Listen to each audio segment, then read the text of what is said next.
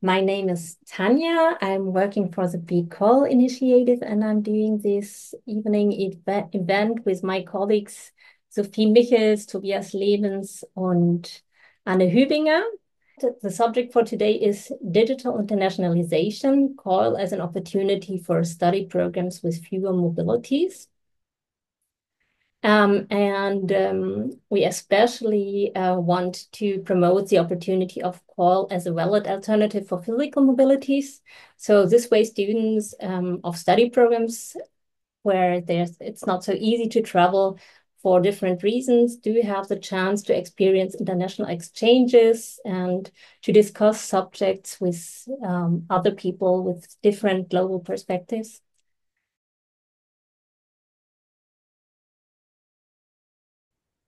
So we call what we do. So first of all, in case you want to have some more information, this QR code leads you to our webpage where you find information about our projects that we do. We are a joint project of 9 Berlin universities working together to promote and to establish COIL in Berlin and also to offer international networking and workshops and other sessions just like this one today. Um, of course, the promotion of collaborative online international learning. And it's really nice what we learned over the years that COIL already exists in many countries. And we have contact with a lot of specialists and coordinators that promote COIL and that we learned a lot of in the last years that we were working with COIL also. So we were preparing some guidelines also for the teachers in Berlin and of course for our networks that we got to know the last years. The international networking part was one big thing and the workshops that we did and also to develop sustainable call resources, for example, a serious game um, for intercultural communication and teamwork. So now I want to present our speaker for today. Heike Müller, she's a colleague of mine at the Technische Universität Berlin. So I'm very happy to have her here at our COIL panel.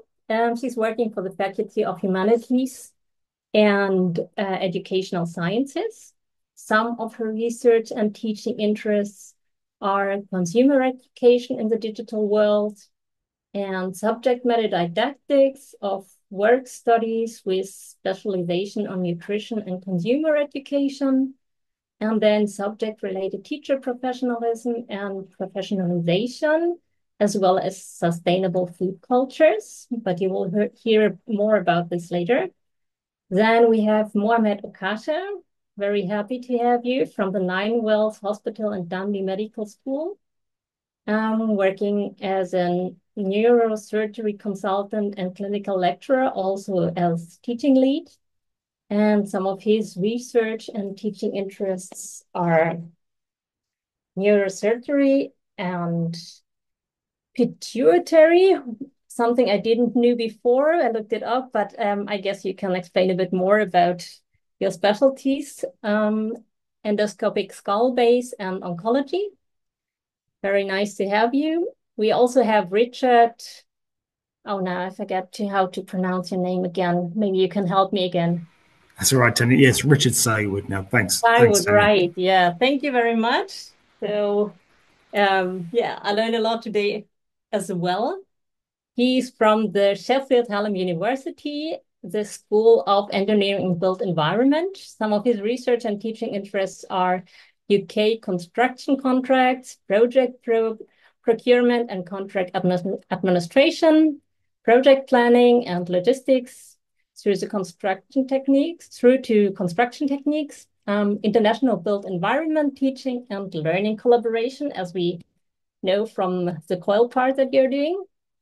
Then we welcome also a colleague of mine, Peter Wotschke. He's working at the Berlin School of Economics and Law in the Department of Cooperative Studies.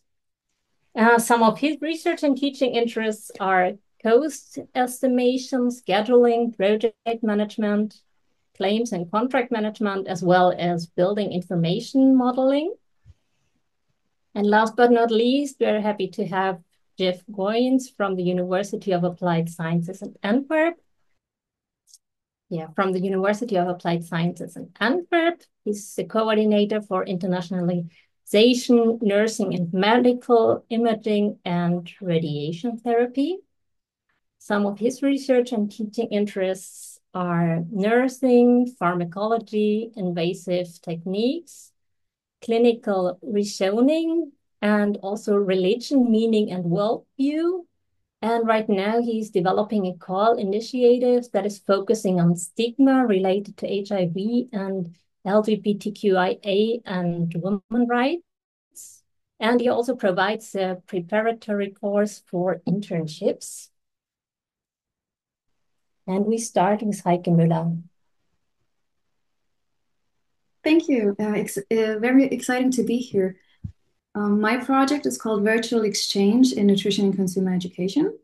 So you might want to show the slide. Yes. And it's a cooperation project. We don't have any funding for it. It's a teaching and research project, so we do it on our own means. And it's a cooperation of TU Berlin in teacher education in the field of work studies education. If you haven't heard of that, think home economics, polytechnic education, that domain. And we do it together with Savanakhet University in Laos, the food science faculty there. Why do we do it? So our why is that global challenges require global collaboration. And as you know, food is related to all sustainable development goals.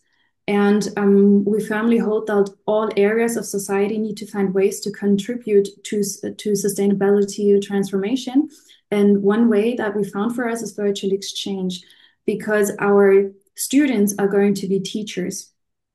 And the second why is, so it could be a trickle-down effect. If our teachers also do it with their pupils, then we have more exchange in the future also.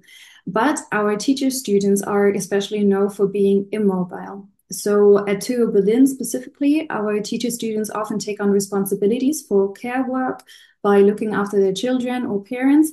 And also they love to teach at school already. There's teacher shortage and there's alternate ways to get into the teaching profession. And thus some of those students already serve at schools. So connecting through digital tools is a way that we've been exploring since 2018. That was a pilot called Vegetable Stories. And then later, since 2020, we made the virtual exchange part of our structure.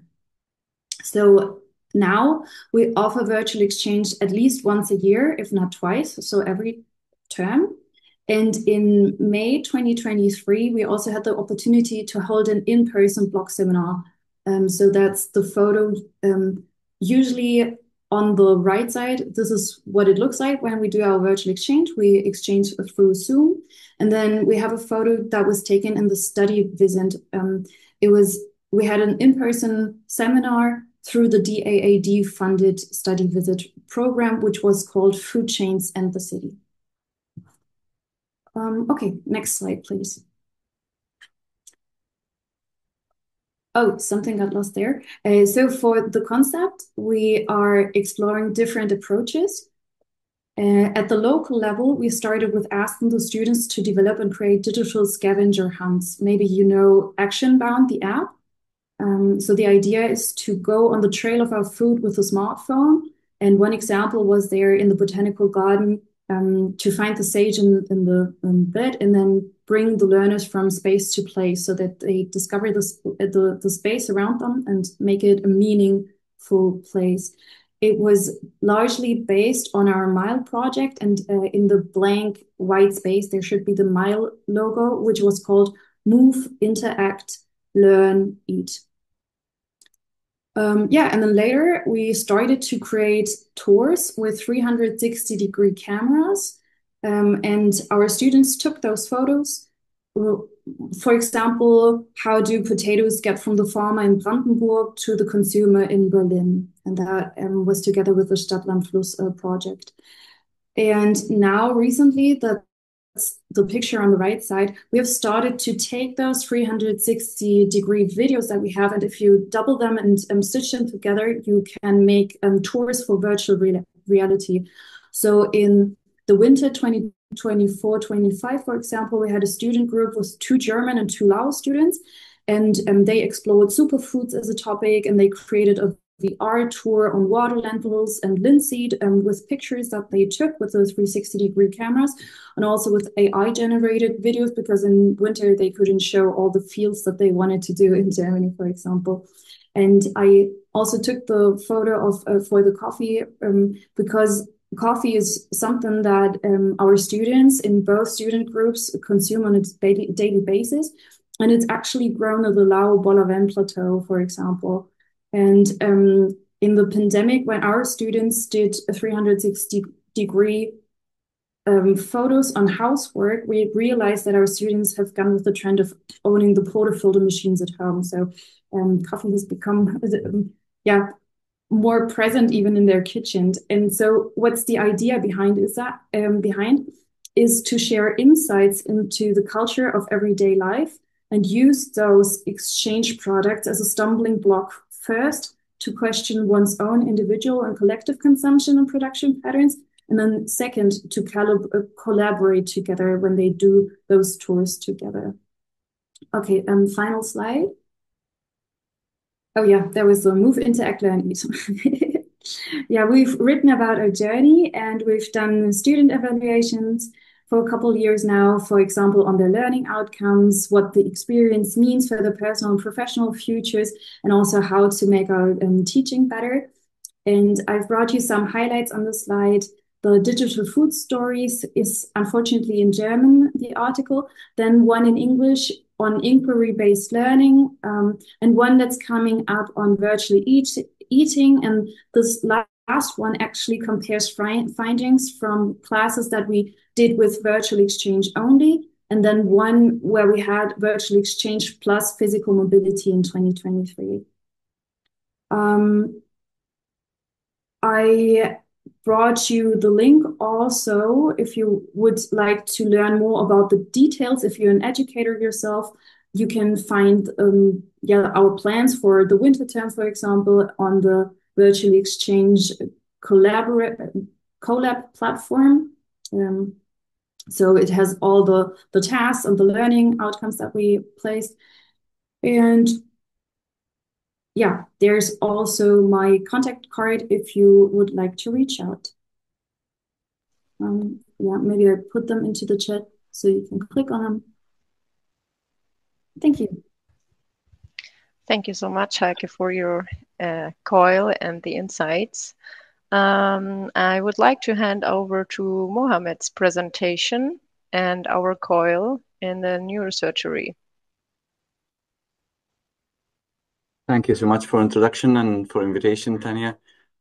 It's quite interesting because now I'm listening to different careers and different specialities in science, which to me I think is really inspiring, because I as an endoscopic neurosurgeon, I just focus in my endoscope and I look into a corridor. Now I recognize how much we can all learn, and I think just COIL in neurosurgery is a very limited term. I think we probably have to have COIL in different specialties altogether, introducing each other's and knowing what other things can happen in life. Thanks for that. I think our trial was to introduce the COIL into neurosurgery because of the limitation of how much the students can move around and attend in different universities and different specialties, even within the same hospital. I have difficulty of accommodating many students to attend my theater, my clinical lectures, or my clinics even. So I find it very interesting to remove all the obstacles and all the distances between students, and be able to teach them in an online forum. And I think that's all changed since the COVID. I don't think I remember that I've ever seen the Zoom applications before the COVID, and then this is becoming basic in every hospital, even the teams. So that's quite a move forward for every specialty, including the teaching. Can I have next slide, please? So that's increasing the need for COIL in neurosurgery. As a teaching lead, I get lots of requests to attend neurosurgical clinics, theaters, or even ward rounds. And I think the lack of teaching, online teaching, has increased that demand. And I think introducing COIL in neurosurgery would reduce the amount of requests for such mobility between units and between departments, even between universities. The students are mainly looking for knowledge, clinical experience, and practice. So I think the COIL could cover at least 30%, 60% of that by covering the clinical knowledge and clinical experience.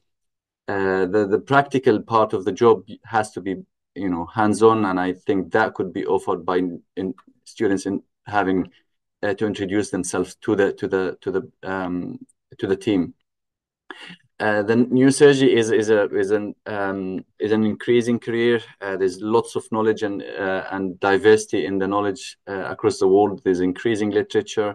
So it's very difficult for the students to catch on with every new knowledge in neurosurgery.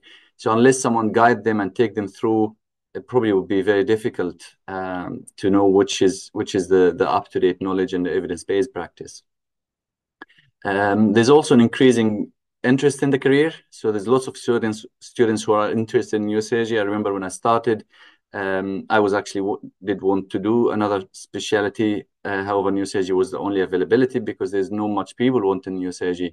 Currently, I've got a queue of students who are wanting to apply for neurosurgery, and they just want to know more about it. Next slide, please. The way we did it with the team from Charity and from Dundee is that we organized the online teaching through an interactive teaching sessions. The teaching sessions we started with one group, usually about 20 plus the organizers, and then we divided them into rooms. In every room, we discussed a specific case.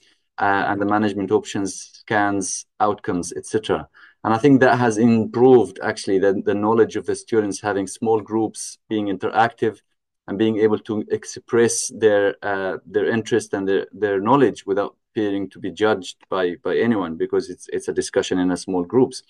I find it very difficult as a lecturer in teaching in a room of 300 people attending, because everyone is very, very shy and very introvert, and they don't want to be involved in a big discussions, and some of their colleagues could be looking to them as they don't know. And I think in smaller groups, this has removed that challenge. The group of students are very active, very knowledgeable, and very, very interested in neurosurgery. And in our Duns and Dus teams, they have been very active, and we've organized online kind of workshops where we did some interactive clinical simulation and practical simulation. So they managed to do some operations on different modalities, and I'll send you the link later for our paper.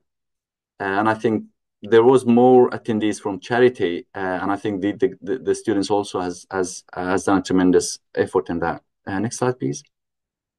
So these are the two pilot stations that we've done. I think David from Charity has done the brain metastasis, if that's his interest. And I've done a lecture about the pituitary tumors and skull-base anatomy with some of the in-depth knowledge that the students found interesting. The plan is to go through the curriculum and go through different approaches in neurosurgeries, including spine, infection, pediatric, etc. Next, please. As I said, the outcome from this was being an interactive with room breaks and pre and post questionnaires that has improved the students' knowledge and interaction quite efficiently. Next, please. We received quite good outcome with the questionnaires afterwards, and I think that it was overall positive. They had lots of help in management, leadership.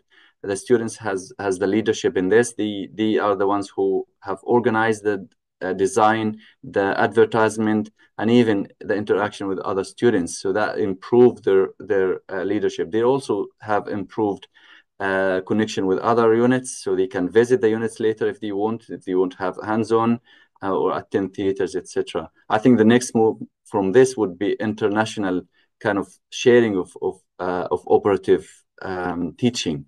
So they don't have even to travel to see what's happening in the other theaters. They can just see it online. Next, please. Of course, as a new project, we have some limitations, and I think the main limitation here is that we're working with different units from different countries with different timelines, and the advertising sometimes is a short time, and we don't have many students attending from one place and the other. So we thought that we might, if in future, if we might have to do it again, we have to advertise probably in advance. There are some advantages that we're giving the students, such as certificates of attendance and organization. I think we limited the number of attendees to 20 to be able to do breakup rooms, and I think that would be the case in the future teaching as well. There's a little bit of delay in communication. Again, everyone is busy, and I think that communicating with emails, maybe we consider kind of WhatsApp group or some quicker way of communication might be helpful if we need to organize it in another time. I think that's it for me. Thank you. I'm happy to take any questions later. Thank you so much, Mohammed, for your insights and the presentation about our COIL. And now I would like to hand over to Peter and Richard, and looking forward to your COIL experience.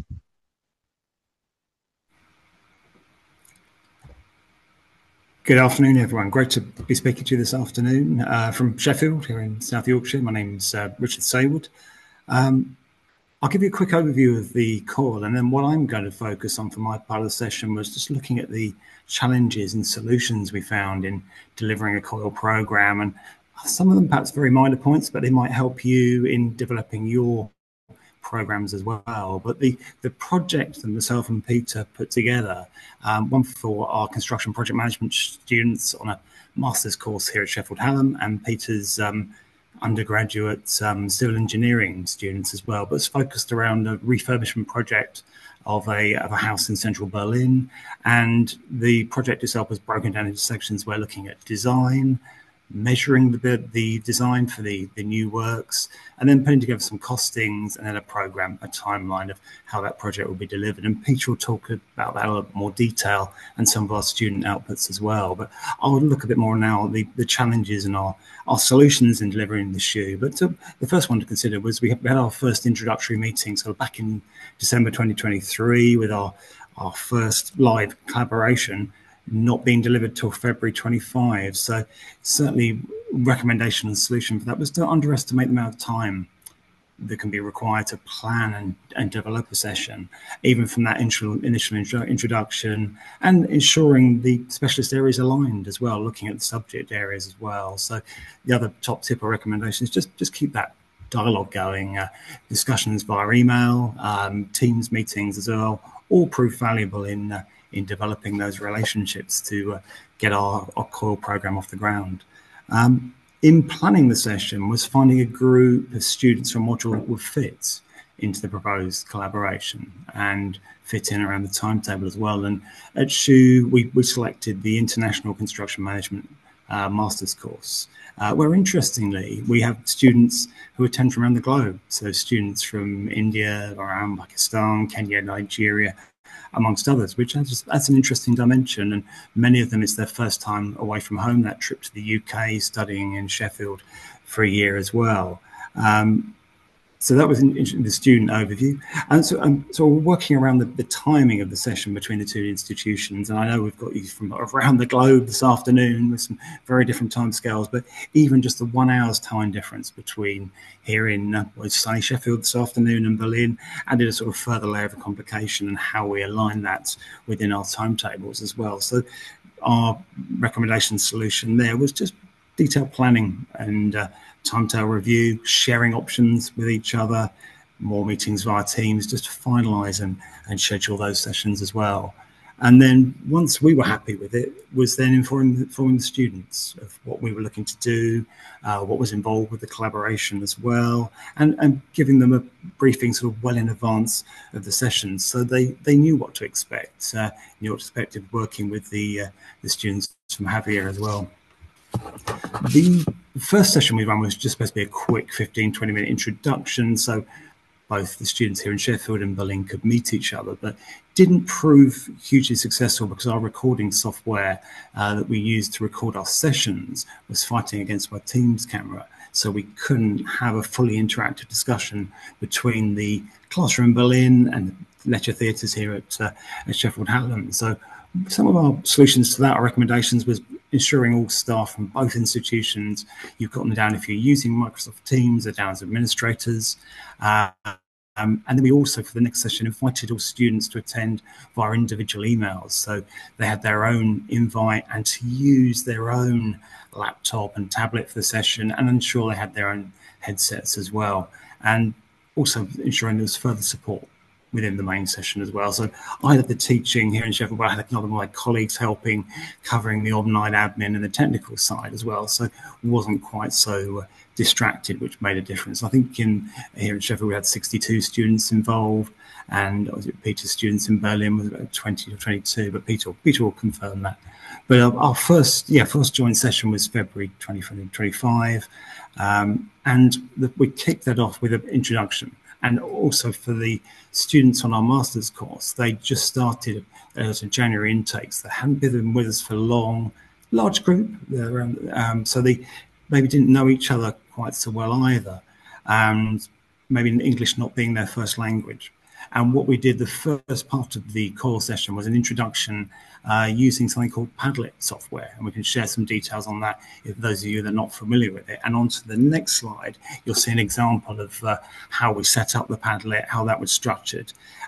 Also the time it took for our students to share the information, but it was to do a little bit of an introduction. Myself, Peter, Tobias, some other colleagues that involved with the COIL had done an introduction, so you could see what we posted a little bit about, say, the Sheffield area, or if you had students from India, they posted some pictures from home, or what was their favourite food, and acted a bit of an icebreaker so that they could get to know each other.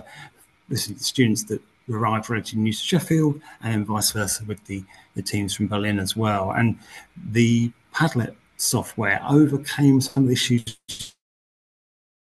you have with software license. At one point, we were looking at using some gaming software for construction projects, but we couldn't share it between institutions. So the Padlet was a very effective option, so we could share and have those online introductions, which work well. But we'll put some information on that, so you've got that, and you can have a look at that in a little bit more detail as well. The other thing was teaching resources in the room. So we had here at Sheffield was trying to juggle online with student support in person as well. And I think if we did it again, we produced some team teaching with some additional support in the room to make that work. But it certainly proved successful anyway. Session timings, the students responded well to the project brief, but I think we probably only allowed ourselves relatively limited time, with the introduction taking 45, 50 minutes, and we only had a morning to get through all of that content. So it was very, very condensed. So just consider your session timings. It did cater for a wide range of knowledge and abilities as well, so which proved effective. So the other top tip from this one, a recommendation, is don't overcomplicate it. Try and keep it simple as well. The other one that really became apparent was teamworking as well. And for many of our students, it was the first time they'd done some online meetings, an experience of using Microsoft Teams or using Zoom as well, and even nuances of encouraging them to go. I can see many of you this afternoon, but encouraging them to put their cameras on, as would be required in a professional meeting as well. So created a real sense of realism of how an online meeting may be if they're running a construction project for real. So a skill that really would be required in practice and for running projects as well. And we followed up from the session with a reflection. We met with Peter and his team as well, looked at next steps, future plans, how we can improve and develop the collaboration as well, and delivered and built a team building exercise for our students, which was delivered later in the semester as well. And certainly looking ahead, 2025, 26, looking to perhaps develop the collaboration further, share our experiences more widely and our best practices as well. But thank you very much. Hopefully that was a useful guide, and look forward to your questions a little bit later. I'll pass you on to Peter, who'll take you into the project in a little bit more detail. Thanks very much. Yeah, thank you very much. Good afternoon, everybody from Berlin. May I have the next slide, please?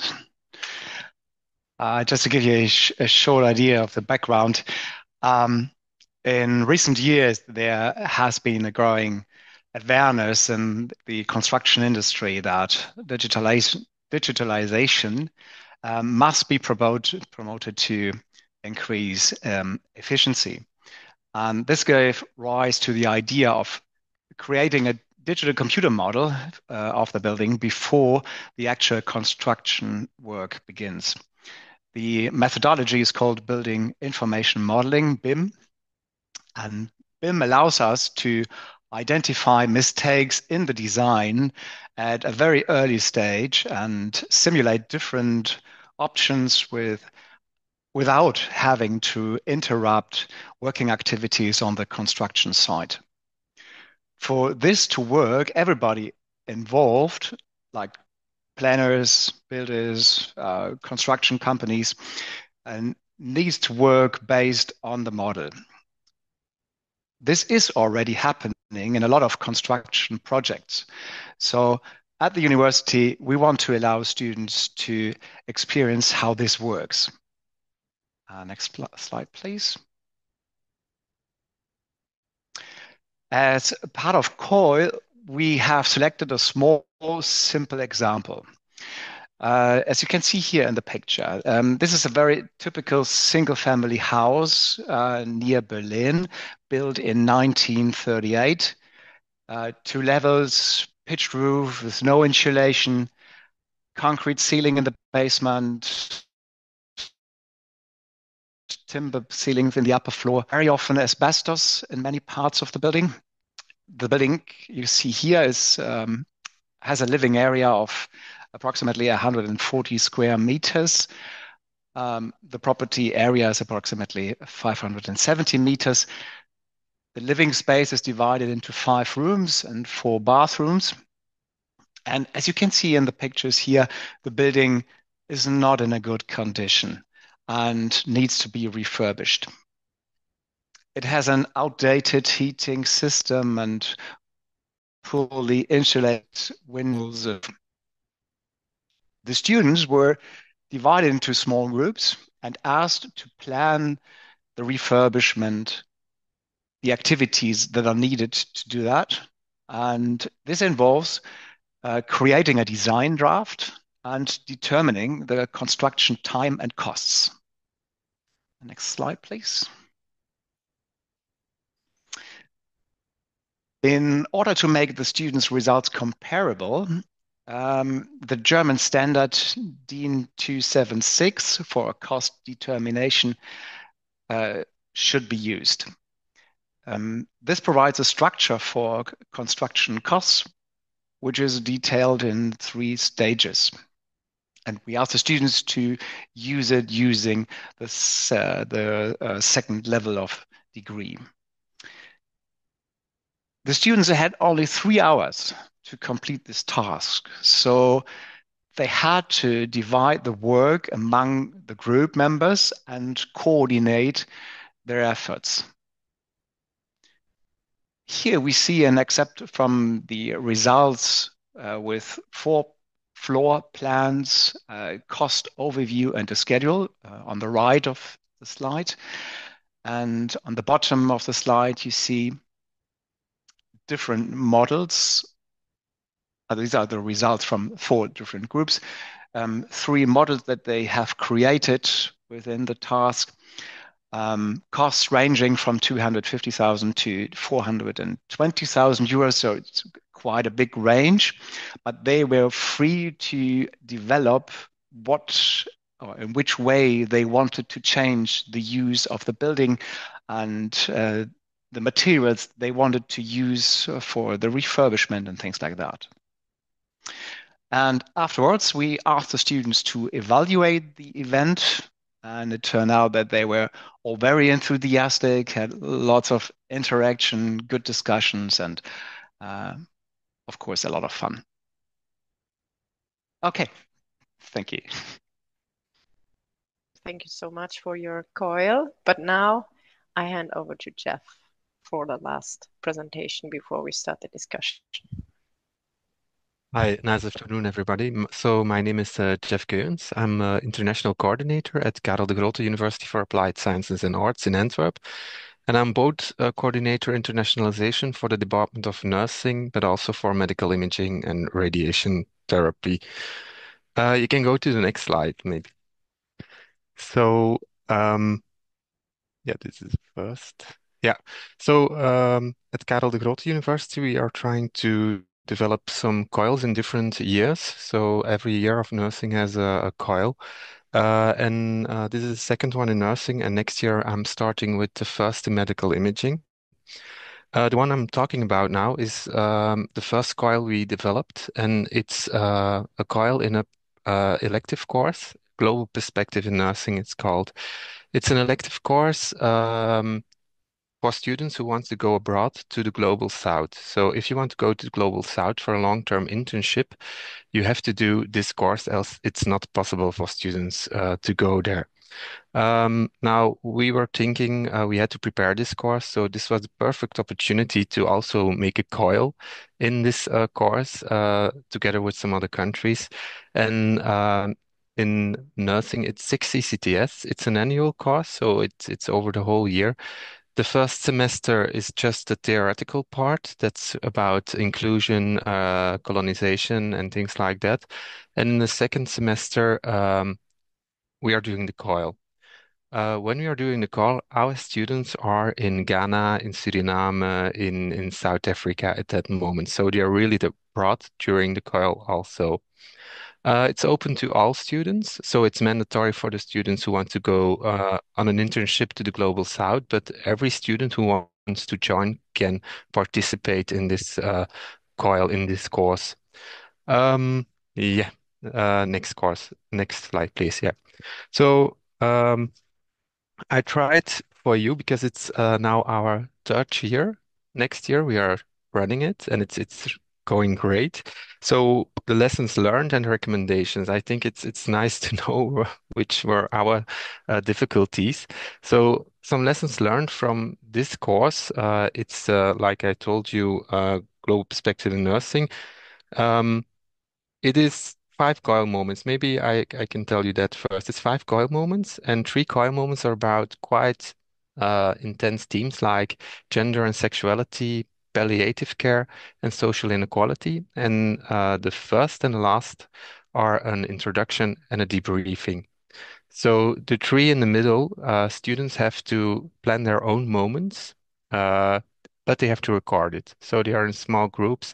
They have to record it as evidence for us. We also take a look of it sometimes when we are doubting about some students. But the first and the last are plenary, and one of the lessons learned is that the first time you are running a call, it's quite an investment. It's you have to prepare everything, the coil setup, which platform are we going to use, the teams. We also, for each coil moment, we have some preparation work, and also they have to make a report for us. It's not for every university. For us, it's like that. So it's a lot of work. Different curricula over different countries. It's quite challenging. The first time we had COIL, it was with 7 other European countries. So it was a little bit too much, I think, in the first, but it's managed. We managed it. So that's also a thing we you have to take care of it. Uh, Technical difficulties with platforms, and that's still a problem. Now we are using Teams, but Teams is okay if you're in the Netherlands or Belgium, Germany, but in the Scandinavian countries, they have a very strong firewall. So it's not always possible to join. So you can use Teams, but if you want to have Zoom, you have to pay. So it's not that easy. For the coil moments for the students itself, the 3 in the middle, students can use every platform they want. They just have to make a recording of that one. So students also use Zoom, WhatsApp. Uh, it's okay for us. Um, Ensuring student attendance, that's really important. The first year we had a COIL. Some universities didn't told the students that they had to be there And we had some groups only with one person because 4 students didn't show up. So that's really very important. The students are mandatory to come to every COIL moment. And delegating tasks. In the first year, I did with my colleague everything almost, and now the second year we split up the work and it's a lot easier than before. Yeah, next slide, please. Yeah, some recommendations. I think it's very important that you have some kind of leader from the start who's making the agenda, who's sending the reports, so who's doing the planning. And we are still exploring alternative platforms for to meet in a plenary because our COIL was like the first one was like around 100 students, so it's a lot. So you need a platform that can manage that amount of students. Um, prepar Preparation guidelines, that's also a thing you really need to have. We developed general guidelines for all universities. Like the preparation for every COIL is the same in every university. They have to watch a movie, they have to watch some clips to prepare some questions. The report after it, that's different for each university. You can do whatever you want to do with it, but preparation is similar for every university. Um, yeah, the intercultural context, that's for us the most important, like you already heard. The teams are quite um, intense sometimes, and it's very different even in Europe, like palliative care and euthanasia. Euthanasia is allowed in Belgium, but I think we are one of the only countries, like also the Netherlands, where it's allowed. So we are also sitting together with Gregory T. Popa from Iași in Romania, from Rovira e Virgili in Tarragona. It's different. So it's quite a very difficult dialogue sometimes between the students. Engage students with on the value of discussing complex themes. So that's also the reason we do an introduction. First, it's an introduction from the universities, but at the end, students have a half-hour time to meet each other for the first time. And it's like, who are you? What are you doing? What do you in your free time? Also your studies, because we have students from medicine, from nursing, also from Master of Nursing. So it's quite to get used to each other, and it's quite important in the introduction. And at the end, we also have a debriefing. They will stay in the same group all the time because it's really important that they know each other, and because sometimes they have to tell each other some yeah difficult things maybe, or some personal things. And at the end, we change the groups, and then they have to discuss it with each other, and they get a certificate, sorry, for this coil. And it's also nice to take with them if they want to go and work. They can show, yeah, I've already have an international experience. It's about these teams and stuff like that.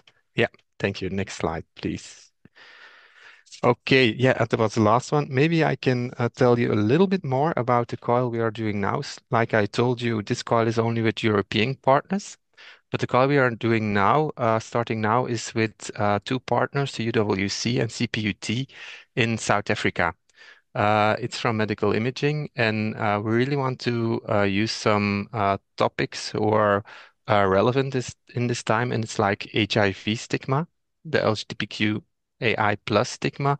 And we are going to prepare some COIL moments, but we are also thinking to make some e-learnings we can use for the COIL, but also we can use it for all the students in every university, like e-learnings about cases about stigma with HIV, because they are really also important topics in South Africa, but also in Belgium and other European countries. So now we are trying to make something that's also useful for the whole university, not only for the students who are participating in the COIL. So that's all. Thank you. Thank you so much, Jeff, for your COIL presentation.